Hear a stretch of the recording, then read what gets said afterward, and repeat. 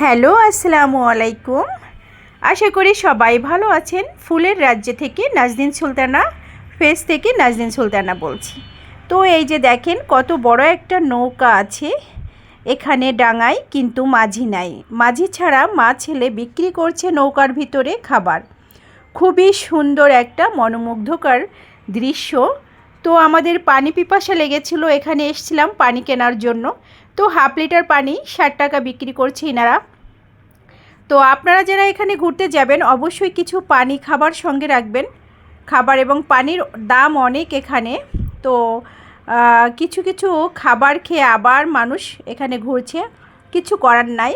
তো আমার টুট্টুস পাখিরা এই যে মেয়ে আমার, আর এই যে আমার ননদ, আর ফুলের রাজ্য তো সাথেই আছে, যেখানে যাচ্ছে ফুল। এই যে মেয়ে, এই যে আমার ননদের ছেলে পিছন সাইডে, ওই যে আমার টুটুস পাখিটা আসছে, আমার ছেলে।